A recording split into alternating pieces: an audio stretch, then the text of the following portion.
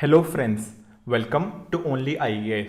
आज से हम हमारे इंटरनेशनल रिलेशन एंड डिफेंस के ऊपर जो करंट अफेयर्स हैं उनके डिस्कशन स्टार्ट कर रहे हैं।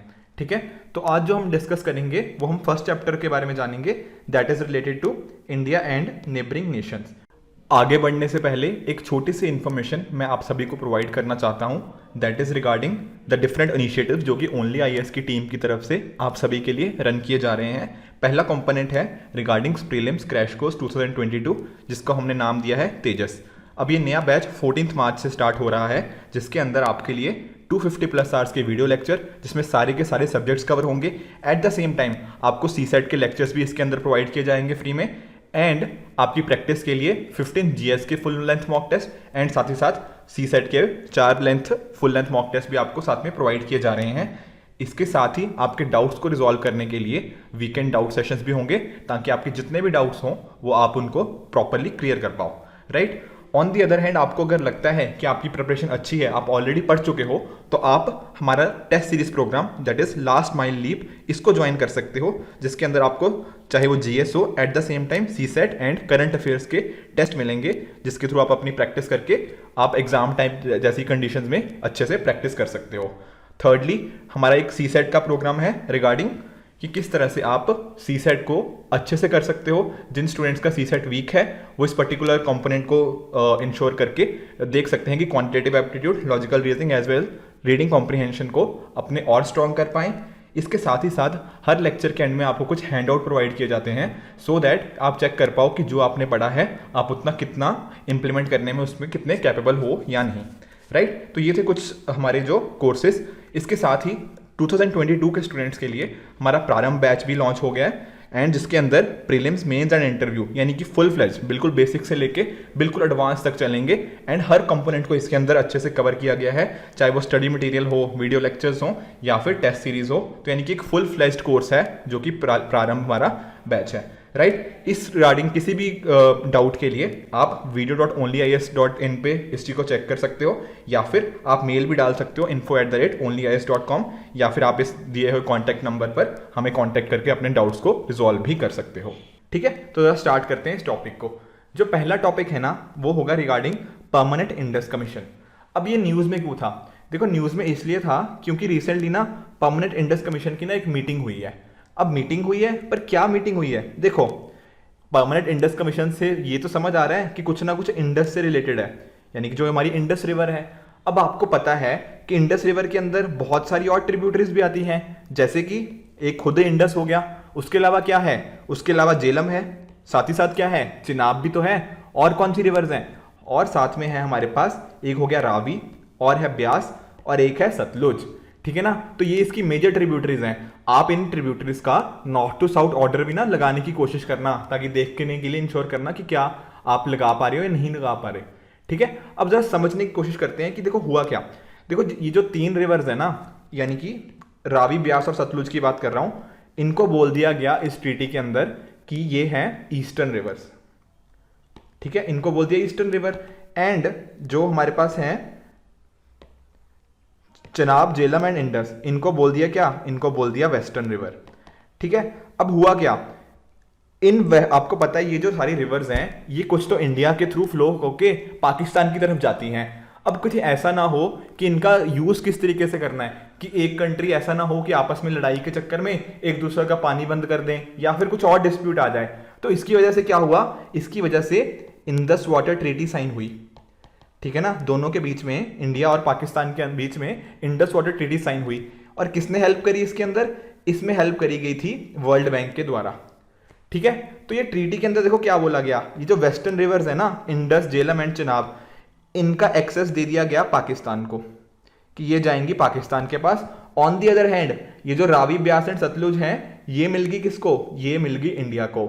अब मिलने का क्या मतलब है, क्या पूरा राइट इंडिया के पास आ गया? देखो, ये जो ईस्टर्न रिवर है ना, ये तो सारी की सारी इंडिया के पास आ गई, यानी कि इंडिया के पास क्या है, अनरिस्ट्रिक्टेड यूज का एक्सेस है, मतलब अनरिस्ट्रिक्टेड यूज कर सकता है इंडिया का। ऑन दी अदर हैंड, ये जो 3 रिवर वेस्टर्न वाली रिवर्स हैं, इंडस, झेलम एंड चिनाब, ये जो पाकिस्तान के पास आई है ना, ये अनरिस्ट्रिक्टेड एक्सेस नहीं है। आई रिपीट, अनरिस्ट्रिक्टेड एक्सेस नहीं है। होता क्या है कि कि ये जो जैसे मान लो कि चिनाब और झेलम है या फिर जो बाकी वेस्टर्न वाली साइड की हैं, इसमें इंडिया क्या कर सकता है, इंडिया हाइड्रो इलेक्ट्रिक प्रोजेक्ट इसके ऊपर डेवलप कर सकता है। समझ आया? तो वेस्ट ईस्टर्न वाली रिवर्स में क्या है, इंडिया के पास अनरिस्ट्रिक्टेड एक्सेस है, वेस्टर्न वाली के पास, पाकिस्तान के पास एक्सेस तो है, but India hydro electric projects and run of the river जो प्रोजेक्ट्स होते हैं उनको डेवलप कर सकता है under what, under Indus water treaty. ये ट्रीटी ना देखो 1960 के अंदर साइन हुई थी, जिसको वर्ल्ड बैंक ने बहुत इंपॉर्टेंट रोल प्ले किया था इस ट्रीटी को साइन करवाने में बिटवीन द टू कंट्रीज। ठीक है, तो आई होप आपको समझ आ गया होगा कि इंडस वाटर ट्रीटी है क्या। अब आप सोच रहे होंगे कि सर इंडस वाटर ट्रीटी तो समझ आ गया, ये परमानेंट इंडस कमीशन क्या है। देखो क्या होता है कि इंडस वाटर ट्रीटी को इंप्लीमेंट भी तो करवाना है, ये देखना है कि कंट्रीज किस तरह से उसको वर्क कर रही हैं, उस ट्रीटी के तहत कर रही हैं नहीं कर रही। कल को कुछ इश्यूज आ गए, वो किस तरीके से सॉल्व किए जाएंगे, आपस में डेटा शेयर करना होगा, वो किस तरीके से होगा। तो कोई ना कोई तो ऑर्गेनाइजेशन चाहिए ना कोई ऐसा तो कमीशन चाहिए जो इंडस वाटर ट्रीटी को इंप्लीमेंट करवाने में हेल्प कर पाए।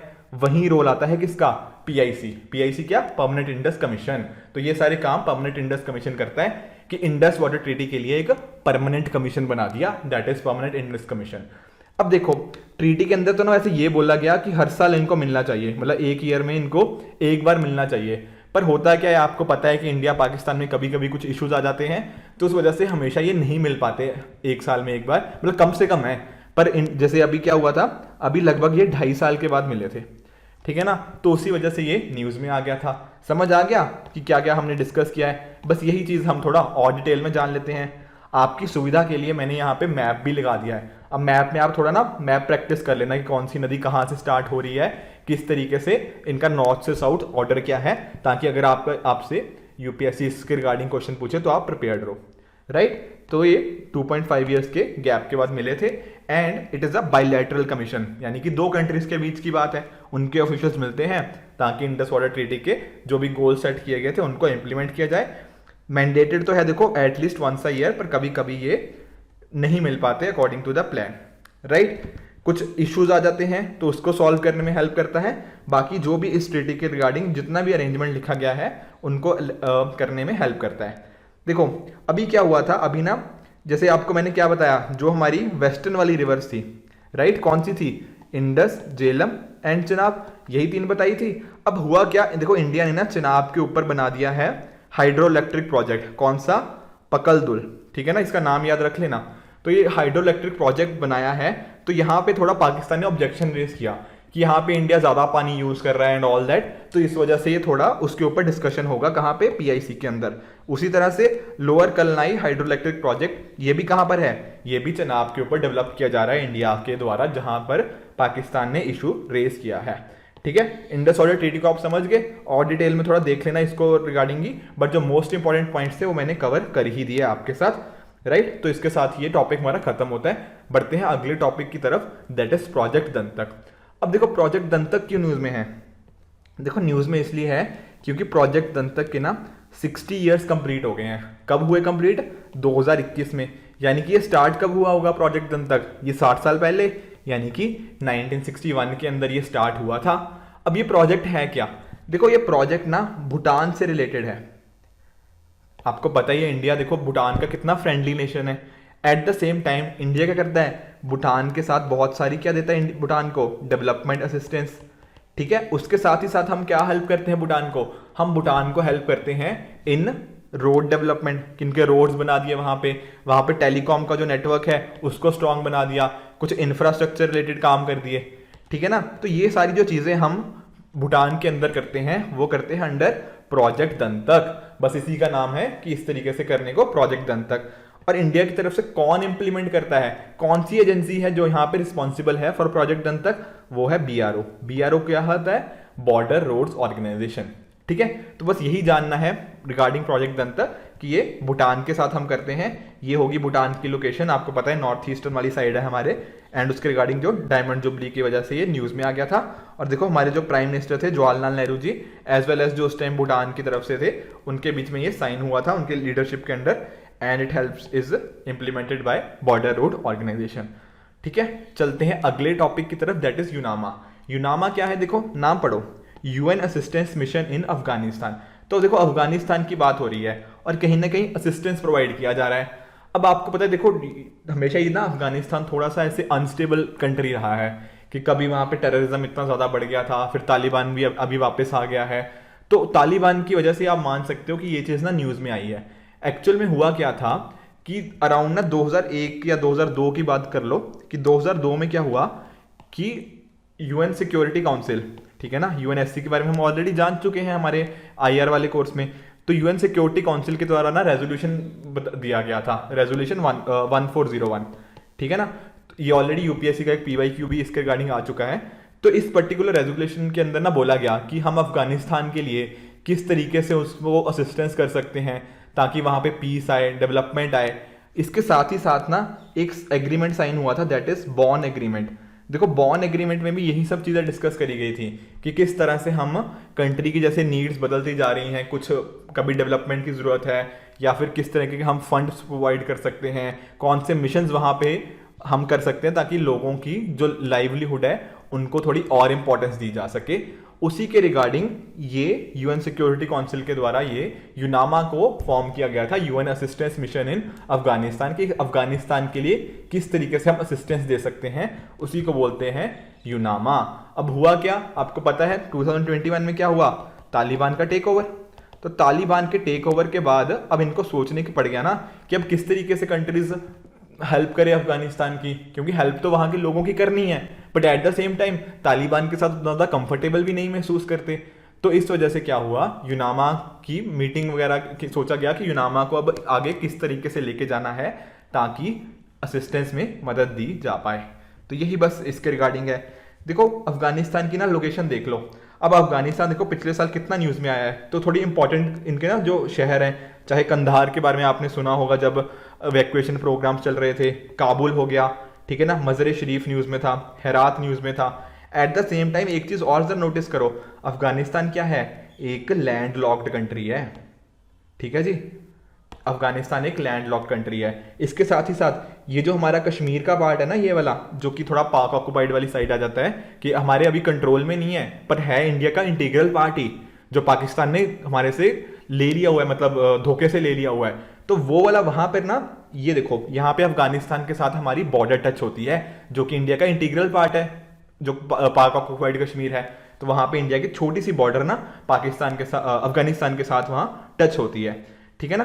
तो आप जरा इन शहरों को देख लेना, क्योंकि अफगानिस्तान पिछले साल थोड़ा न्यूज में रहा था और ये एक लैंड लॉक्ड कंट्री है, इसको सी का एक्सेस नहीं है, ठीक है। मैप भी समझ आ गया, बस बाकी तो चीजें वही हैं कि यूनामा क्या है एंड किस तरीके से यूएनएससी के द्वारा इसको रेजोल्यूशन पास किया गया था, और ये बॉन एग्रीमेंट को इंप्लीमेंट करने के लिए जो 2001 में हुआ था उसके रिगार्डिंग था। और ये हर साल देखो एनुअली इसका मैंडेट चेंज किया जाता है, कि हर साल अफगानिस्तान की नीड्स बदल जाती है ना, तो उस हिसाब से इसका मैंडेट बदला जाता है, ताकि जो भी उनको फंड्स प्रोवाइड करने हो, जो भी प्रोग्राम्स हैं वो किस तरह से आपस में इंटीग्रेट करके किए जाएं, सो दैट ओवरऑल अफगानिस्तान की डेवलपमेंट और असिस्टेंस में हेल्प की जा सके। देखो बॉन एग्रीमेंट भी उसी से ही रिलेटेड है। एक्चुअल में पहले ये न्यूज़ में नहीं था, एज इन न्यूज़ में नहीं था का मतलब कि ज़्यादा इसके बारे में डिस्कशन कभी नहीं हुआ। बाद में जब ये प्रोजेक्ट साइन हो गया था, एग्रीमेंट पे साक्षर हो गए थे और तालिबान को इससे कंप्लीटली बाहर रखा गया था, फिर बाद में बताया गया था कि हम किस तरीके से असिस्टेंस में हेल्प करना चाहते हैं, ठीक है। तो ये हो गया यूनामा। आगे चलते हैं, आगे क्या डिस्कस करेंगे, ग्रेटर माले कनेक्टिविटी प्रोजेक्ट, ठीक है ना। ये मेल फीमेल वाला वो मेल नहीं है, ये एक्चुअली माले बोलते हैं, या मेल भी कुछ लोग बोलते हैं। ये माले एक्चुअल में क्या है, ये है मालदीव्स की कैपिटल, ठीक है ना। तो यानी कि यहाँ किसकी बात हो रही है, यहाँ मालदीव्स की बात हो रही है, राइट। अब हुआ क्या है, देखो आपको पता है कि इंडिया एंड चाइना, ठीक है ना, आपस में थोड़ा हमारा चलता रहता है कि आपस में जो नेबरिंग कंट्रीज है जो इंडिया की, वहां पे किसका ज़्यादा इन्फ्लुएंस होना चाहिए। अब चाइना क्या कर रहा था ना, देखो चाइना इन्फ्लुएंस बहुत ज़्यादा बढ़ा रहा था इस एरिया में, चाहे आप वो बांग्लादेश की बात कर लो, आप मुझे श्रीलंका की बात कर लो, उसी तरह से कहीं ना मालदीव्स में भी चाइना अपना इन्फ्लुएंस बढ़ा रहा था। और इन्होंने एक बहुत ही फेमस ब्रिज इस्टेब्लिश किया था, दैट इज सिनामाले ब्रिज, ठीक है ना। मेरी प्रोनाउंसिएशन देखो थोड़ी गलत हो सकती है, क्योंकि ये मालदीव्स वालों की अपनी उनका जो भी लैंग्वेज होगी, तो वहाँ सिनामले ब्रिज करके एक इस टाइप का नाम है जो चाइना की मदद से बनाया गया था। अब देखो इंडिया भी चाहता है कि हमारी जो नेबरिंग कंट्रीज हैं वो थोड़ा इंडिया के साथ रहें, इंडिया की सोच के साथ अलाइंड हो, राइट। तो इंडिया भी काफ़ी अपनी जो नेबरिंग कंट्रीज हैं उनमें डेवलपमेंट असिस्टेंस प्रोवाइड करता रहता है। उसी तरह से हमने क्या बनाया, हम या जिसको बना रहे हैं, that is greater Male connectivity project. अब इससे क्या होगा, देखो ये ना मालदीव्स का क्या है, लार्जेस्ट इंफ्रास्ट्रक्चर प्रोजेक्ट है, ठीक है ना। तो हम इंफ्रास्ट्रक्चर प्रोजेक्ट में अपना इन्वेस्टमेंट कर रहे हैं ताकि जो डिफरेंट डिफरेंट जो उनके एरियाज हैं मालदीव्स के, उनको आपस में कनेक्ट कर पाएं, तो आपस में जो इकोनॉमी होगी वो मालदीव्स की काफ़ी अच्छी हो पाएगी। ठीक है, समझ गए। तो ये बस इस प्रोजेक्ट था और ये इंडिया ने इसको बना रहा है। आप सिनामले ब्रिज को भी अकॉर्डिंगली याद रखिएगा कि चाइना किस तरह से मालदीव्स के अंदर इस प्रोजेक्ट को इंप्लीमेंट कर रहा है। ठीक है, अब एक इंपॉर्टेंट चीज़, फिर से ज़रा मैप की तरफ गौर करो। अब मैप में देखो क्या है, ये देखो ये क्या है, ये है इक्वेटर। तो कल को आपसे कोई पूछ लेना कि इक्वेटर पे कौन कौन सी कंट्रीज लाई करती हैं, तो आप याद रखोगे कि मालदीव्स कहाँ पे लाई करती है, मालदीव्स इज इन इक्वेटर। ठीक है ना, इक्वेटर वाली लाइन के ऊपर ये कंट्री लाई करती है। थोड़े टाइम पहले ना अड्डू अटॉल करके, ये भी जो पर्टिकुलर एरिया है ना मालदीव्स का ही है, ये भी थोड़ी टाइम पहले 1-2 साल पहले ये न्यूज़ में था। तो आप अड्डू अटॉल की लोकेशन भी देख लो। और साथ ही साथ मालदीव्स कहाँ पड़ता है, देखो ये पड़ता है अरेबियन सी वाली साइड, इंडियन ओशन में ना अरेबियन सी वाली साइड ये पड़ता है। ठीक है, तो यहाँ पे ये सारे इसके अटॉल्स आप समझते होंगे आपने एनवायरनमेंट में या फिर ज्योग्राफी में। आई होप आपने डेफिनेटली थोड़ा इसके बारे में ना जानकारी ले ली होगी। ठीक है, तो ये सब चीज़ें आप ना जरा मैप से देख सकते हो, पर मेजर इंपॉर्टेंट चीज़ यही है कि ये इक्वेटर के पास में लाई करता है। और हमारा ये जो ग्रेटर माले कनेक्टिविटी प्रोजेक्ट है, ये $500 मिलियन का प्रोजेक्ट है। ठीक है ना, it is the largest ever infrastructure project in Maldives, और ये इन सभी चीज़ों को कनेक्ट करता है। एंड साथ ही साथ इंडिया ने लाइन ऑफ क्रेडिट भी दिया है मालदीव्स को for improving the connectivity. And ये हमने चाइना का भी सिनामले ब्रिज के बारे में भी जान लिया। ठीक है, अगली न्यूज़ देख लेते हैं, that is regarding China. China क्या कर रहा है, चाइना ब्रिज बनाने की कोशिश कर रहा है, कहाँ पे, पैंगोंग लेक के आसपास। देखो आई होप आपने ना प्रीवियस ईयर क्वेश्चन देखे होंगे, तो अगर आपने 2020 का यूपीएससी का पेपर देखा है ना, तो उसके अंदर एक मैप बेस्ड क्वेश्चन पूछ लिया गया था कि ये पर्टिकुलर लोकेशन कहाँ पे पड़ती है। और पता कि इसकी बात की गई थी, वो जो पैंगोंग लेक के आसपास का एरिया है ना, उसी के रिगार्डिंग डिस्कशन किया गया था। क्यों किया गया था, क्योंकि देखो आपने देखा होगा इंडिया और चाइना के बीच में किस तरह से कॉन्फ्लिक्ट मचा हुआ था उस टाइम पे। इंडिया के कुछ सोल्जर्स भी मरे थे, एट द सेम टाइम जो चाइना की तरफ से भी थे उनकी भी काफ़ी लोगों की डेथ हुई थी। ठीक है ना, तो ये जो जब इंसिडेंस हुआ था उसको यूपीएससी ने ध्यान दिया एंड उसके बेसिस पे क्या पूछ लिया, मैप बेस्ड क्वेश्चन पूछ लिया। तो अब अगर चाइना पैंगोंग लेक के आसपास डैम बना रहा है, ब्रिज बना रहा है, तो आपको पैंगोंग लेक के बारे में थोड़ा पता होना चाहिए। एट द सेम टाइम जो आसपास के एरियाज हैं, आसपास की लोकेशंस हैं, उनको भी मैप पे आपको प्रैक्टिस करने की जरूरत है। ठीक है, अब देखो हुआ क्या, देखो एक्चुअल में ना इंडिया और चाइना के बीच में क्या पड़ती है, LAC, line of actual control. अब है क्या कि इंडिया और चाइना की परसेप्शन अलग अलग है। इंडिया बोलता है कि एलएसी एक जगह से जाती है, चाइना बोलता है कि नहीं एलएसी ये नहीं कहीं और है। तो इसी वजह से कन्फ्लिक्ट इतने सालों से इंडिया और चाइना के बीच में बना हुआ है। उसी वजह से ये फाइट हुई थी जिसमें सोल्जर्स की हमारी डेथ हुई थी, राइट। तो जरा इसको अगर मैं जानूं तो यहाँ पे ना फिंगर्स का कॉन्सेप्ट आता है। अब फिंगर्स क्या है, देखो जो माउंटेन्स होती है ना, उन्हीं को हम वहाँ पे फिंगर्स का नाम दे देते हैं कि किस तरीके से वहाँ पे कौन सी फिंगर्स इंडिया के पास रहेगी, कौन सी वहाँ पे रहेगी। अब एक चीज़ आप सोच रहे होंगे कि सर ये जो ब्रिज बनाया है ये एलएसी के इंडिया वाली साइड बनाया है उन्होंने अपनी साइड। देखो है ये चाइना वाली साइड ही, ठीक है ना, जो चाइना के जो मेरा मतलब है जो लाइन ऑफ एक्चुअल कंट्रोल के उस साइड है चाइना वाली साइड, वहीं पे ब्रिज बनाया है। पर हुआ क्या एक्चुअल में कि ये देखो पैंगोंग लेक के बहुत आसपास में है, यानी कि लाइन ऑफ एक्चुअल कंट्रोल के बहुत पास में ब्रिज बनाया है। अब होता क्या है, यहाँ पे ब्रिज बनने से इनकी जो अगर ट्रूप्स हैं, जो इनकी फोर्सेज हैं, अगर उनको मोबिलाइज करना काफ़ी ईजी हो जाता है। ठीक है ना, मान लो कल को ये डिसाइड करें कि आपस में लड़ाई करनी है या फिर अटैक करना है, तो अटैक करने की क्या जरूरत होती है कि जल्दी से जल्दी जो इनके फोर्सेज हैं वो वहां पे पहुंच पाए पैंगोंग लेक पे। तो जब ये ब्रिज बन जाएगा ना, तो इसका स्ट्रेटेजिक एडवांटेज जो है वो चाइना को मिल जाएगा, क्योंकि जितनी जल्दी चाहिए अपने लोगों को वहां पे बुला लेगा कि आओ अब लड़ने का टाइम आ गया है। On the other hand India को भी जरूरत है कि हम इंफ्रास्ट्रक्चर अपने बॉर्डर एरियाज में स्ट्रॉन्ग करें, ताकि कल को अगर कुछ ऐसी सिचुएशन आए कि वॉर लाइक सिचुएशन आए, तो इंडिया भी अपने ट्रूप्स को अच्छे से मोबिलाइज करके उनके दुश्मनों को जो भी अच्छे से उनको जवाब दे पाए। ठीक है ना, और लास्ट चीज क्या देख लेते हैं पैंगोंग लेक के बारे में। देखो पैंगोंग लेक ना अभी क्या है, इसका अगर मैं बताऊं तो 1/3 एरिया इंडिया की साइड आता है, बाकी का एरिया चाइना की साइड आता है, यानी कि 2/3। ठीक है ना, और साथ ही साथ ये ना क्या है, ये है एंडोरेक लेक। ठीक है ना, ये लेक क्या होती है, ये ज्योग्राफी में आपने पढ़ा होगा, नहीं पढ़ा तो मैं बता देता हूं, इसको बोलते हैं टर्मिनल लेक।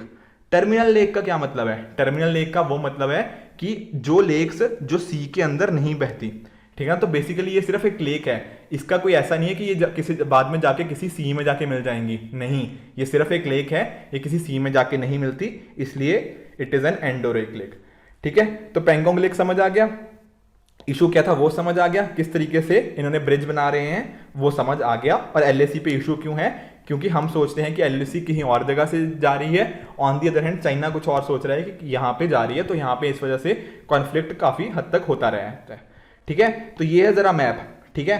जरा क्या करना है, या तो वीडियो पॉज कर लो ना, या फिर बाद में पीडीएफ वगैरह जो भी है या पीपीटी डाउनलोड करके जरा एक बार लोकेशन देख लेना कि अच्छा यहाँ पे श्योक है, ये ले है, ये कारगिल है, ठीक है ना, ये दौलत बेग ओल्डी है, ये सारे के सारे न्यूज में रह चुके हैं, ये गलवान वैली याद आया, ठीक है ना, हॉट स्प्रिंग्स, ये सारे के सारे पेंगोंग सो लेक, राइट, ये लद्दाख, तो पूरा का पूरा एरिया ये काफी हद तक न्यूज में रहता है इस कॉन्फ्लिक्ट की वजह से।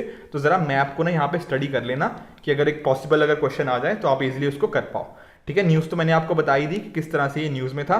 बाकी ये देखो कुछ लोकेशन हमें मिली है कि इस तरह से बनाया जा रहा है ब्रिज, जो कि जीपीएस के आई मीन थोड़े ना इंस्टांसेस के थ्रू हमें मिली हैं, और बाकी चीज़ें देखो बस इसी के रिगार्डिंग ही है, किस तरह से इंडिया को भी ऑपरेशनल करने की ज़रूरत है अकॉर्डिंग द बैंक्स, ताकि हम इंश्योर कर पाएं कि जो चाइनास का जो परसेप्शन है, चाइनास का क्या परसेप्शन है कि एलएसी कहाँ से जाती है, फिंगर 4 से, इंडिया का क्या परसेप्शन है, वो है फिंगर 8 का।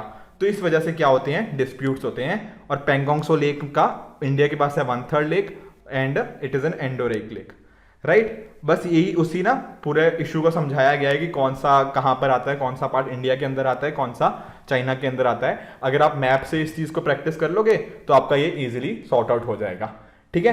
तो ये कुछ छोटी छोटी न्यूज़ थी जो हमने इंडिया एंड नेबरिंग कंट्रीज के रिगार्डिंग जाननी थी। बाकी की जो भी न्यूज़ होंगी नेक्स्ट चैप्टर के रिलेटेड वो हम कॉरस्पॉन्डिंग नेक्स्ट वीडियो में डिस्कस कर लेंगे। तो आई होप आपको ये वीडियो अच्छा लगा होगा। Keep practising hard, good bye and good luck.